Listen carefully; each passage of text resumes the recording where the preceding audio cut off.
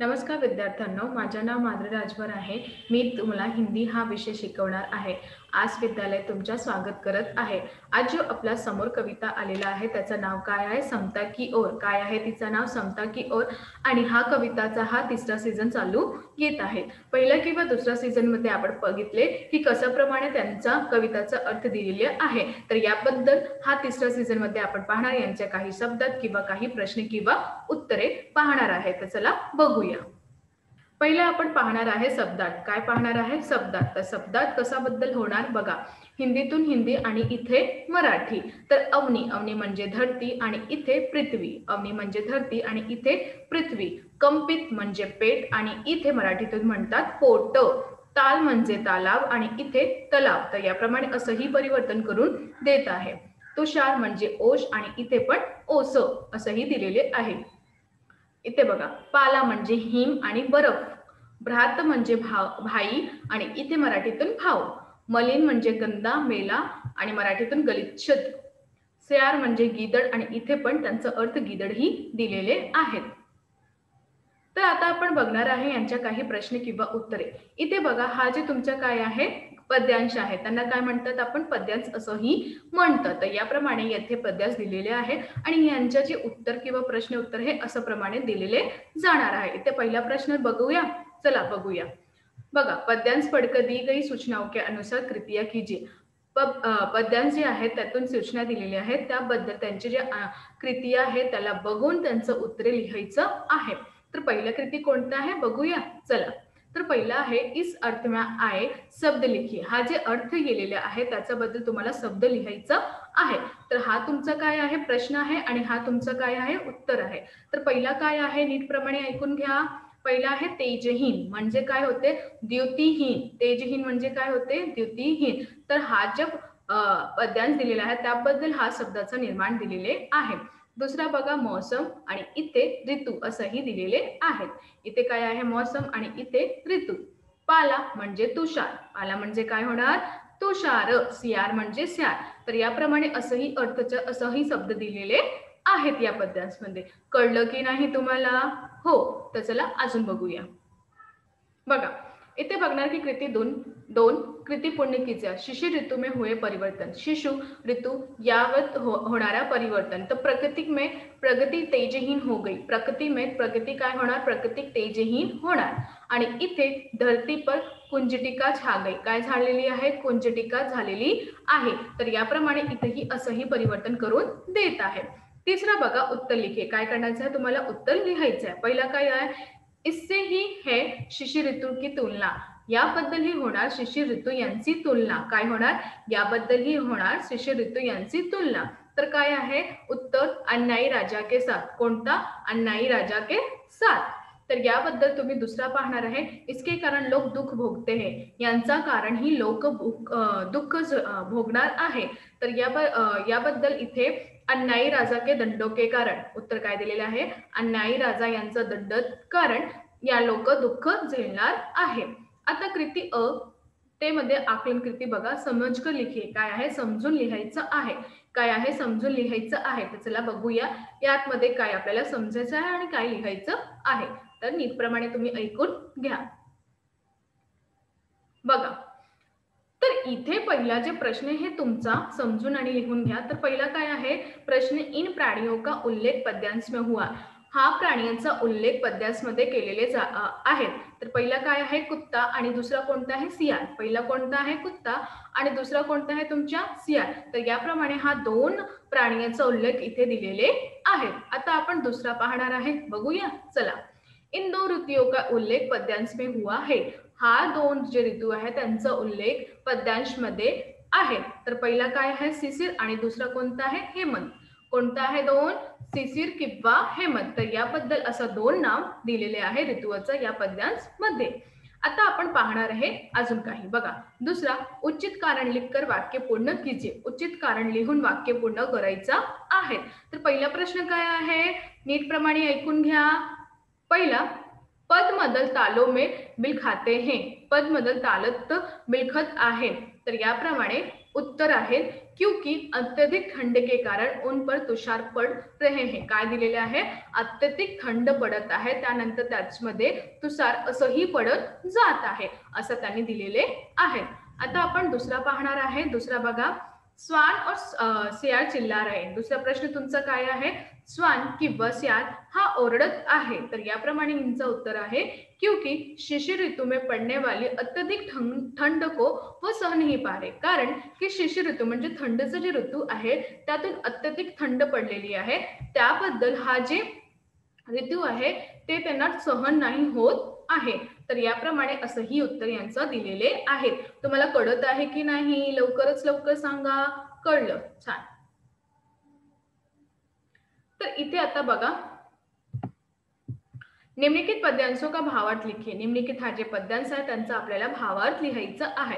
बघा, बीत गया हेमंत भ्रांत कुंज झिटिका के छाई. तर या वाक्यात काय दिलेलं आहे बघूया. प्रस्तुत पंक्तियों में समता की ओर इस कविता से ली गई है. प्रस्तुत पंक्ती समता की ओर या कवितातून घेतलेले आहे. इस कविता में कवि मुकुटधर पांडे हैं. या कवितातून कवि कोण आहे? मुकुटधर पांडे जी आहे. प्रस्तुत कविता के माध्यम से प्रस्तुत कवितातून माध्यमातून कवि अमीरी गरीबी के भेदभाव को मिटाकर समाज में समता प्रस्थापित होनी चाहिए. काय म्हणाले आहे की जे समाजातून जे अमीरी किंवा गरिबीचे जे भेदभाव आहेत त्यांना मिटून समाजाचं एक समता प्रस्थापित केलेली जाणार आहे किंवा करणार आहे. इस पर बल दिया आहे आणि याच्यावरही बल दिलेले आहे. ऋतु आते जाते रहते हैं. ऋतू काय होते? येऊन किंवा जाते. हेमंत के चले जाने के बाद शिशिर ऋतू आती है. काय म्हणाले आहे की हेमंत हा ऋतू जाऊन कोणता ऋतू येतात? शिशिर ऋतू येतात. आणि इस ऋतू के अत्यधिक ठंड पड़ती है. आणि हा ऋतूवर खूपच थंड पडते. इस ऋतू के प्राकृतिक तेजहीन हो जाते हैं. या ऋतूतून जे प्राकृतिक आहे ते खूपच तेजहीन होऊन जात आहे. अत्यधिक ठंड में पेड़ पौधे भी ठिठुरने लगते. खूपच थंड होतात जेव्हा तेव्हा पेड़ पौधे हा सगळं ठिठुरून जात आहे. पेड़ के पत्ते शाखाएं से अलग होकर टूटने लगते. पेड़ाचे वृक्षाचे जे पत्ते आहे ते शाखाओतून तुटून खाली पडत आहे. धरती पर कुंजटिका छा जाती है. आणि धरतीवर कुंजटिका असंही छाऊन जात आहे असं त्यांचं मत आहे. कळलं? हो. आता आपण दुसरा पाहणार आहे. बघा, पडता खूप रिकाम्या लोक दुःख पाते हैं. तर याबद्दल हा तुम्हाला वहीमध्ये पाहणार आहे की कुठे दिलेलं आहे किंवा किताबामधून. तर चला बघूया. प्रस्तुत पंक्तियां समता की ओर इस कविता से ली गई है. प्रस्तुत पंक्ती समता की ओर हा कविताबद्दल घेतलेली आहे. इस कविता में कवि मुकुटधर पांडे है. या कवितातून कवि मुकुटधर पांडे जी आहे. प्रस्तुत कविता के माध्यम से प्रस्तुत कवितातून माध्यम से कवि ने अमीरी गरीबी के भेदभाव को मिटाकर कवि यानी अमीरी किंवा गरिबी यांचा भेदभावला मिटवून समाज में समता प्रस्थापित होनी चाहिए. समाजातून समता प्रस्थापित करणार आहे. इस बल पर दिया है.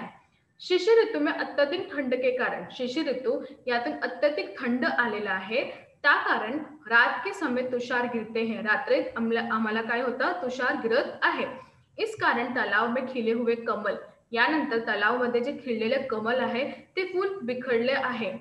वो भी ठंड को उसी प्रकार सह नहीं पाते. त्याबद्दल भी ते थंडला नहीं सहू शकतो जिस प्रकार अन्यायी राज्यों के दंडों की प्रजा सह नहीं पाती है.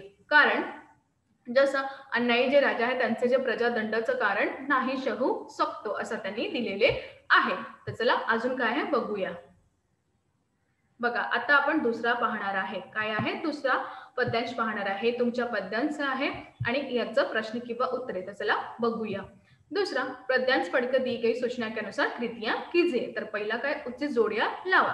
पहिला तुमचा प्रश्न काय आहे? दुसऱ्याचा उचित जोड्या लावायचा. तर पहिला अ आणि ब. तर इथे अ दिला आहे, इथे तुमचं शोधायचं आणि लिहायचं. तर बघा, पहिला शून्य गगन मंडल म्हणजे घ. तर याचं उत्तर आहे अर्धरात्री. काय आहे? अर्धरात्री. राष्ट्रीय कष्ट. तर याचं उत्तर आहे राज्य. पांडुवळ. तर याचं उत्तर आहे चांद. मौज, धनिक. तर याप्रमाणे असंही परिवर्तन करून जात आहे किंवा असंही जुडावा दिलेला आहे. कळलं? हो. तर अजून बघूया. चला बघा, इथे तुमचा 2 दिलेला आहे. अंतर स्पष्ट करा. काय करायचं? अंतर स्पष्ट करायचं आहे. धनी आणि दीनदरिद्र. तर पहिल्या यांचं काय आहे? धनी लोक दिनरात मौज कर रहे. धनी जेवढा ज्यांच्याकडे पैसे आहे ते दिन किंवा रात्री, सकाळी किंवा रात्री मौज करते. आणि दीन दरिद्र म्हणजे जे गरीब आहे, दीन दरिद्र के माथे पर शिशिर ऋतू में पडने वाले अत्यधिक ठंड का दुःख है. आणि दीन जे दरिद्र आहे, जे गरीबी लोक आहेत, त्यांचा माथेवर शिशिर ऋतू यांचं पडण्याला खूपच अत्यधिक थंड त्यांचं दुःख आहे. दुसरा, इनके लाभ ही लाभ है, यांचा लाभ ही लाभ होणार. ये अभावग्रस्त है, हा जे आहे अभावग्रस्त आहेत. तीसरा, इसके पास ठंड बचने के लिए साधन है, यांच्याकडे थंडला वाचून साधन आहे. ये साधन संपन्न आहे, यांच्याकडे खूपच साधन संपन्न केलेले आहेत. तर या तिसरा तुम्ही पाहणार, इसके पास ठंड से बचने के लिए साधन नाही आहे, यांच्याकडे थंड यातून पाहणारा कोणताही साधन नाहीये, वाचण्याचं कोणतंही साधन नाहीये. आता आपण दुसरा पाहणार आहे. बघा, निम्नलिखित कथन सत्य है या असत्य लिखिए. निम्नलिखित कथन तुम्हाला सत्य आहे किंवा असत्य आहे लिहायचं आहे. तर पहिला काय आहे, शिशिर ऋतू में दिन में आसमान के तारे दिखाई देते. शिशिर ऋतू यातून दिनात आसमान यांचे तारे दाखव पडत आहे. तर बघा, तर हा जो तुमचा प्रश्न होता पहिला, हे असत्य आहे. काय आहे? असत्य.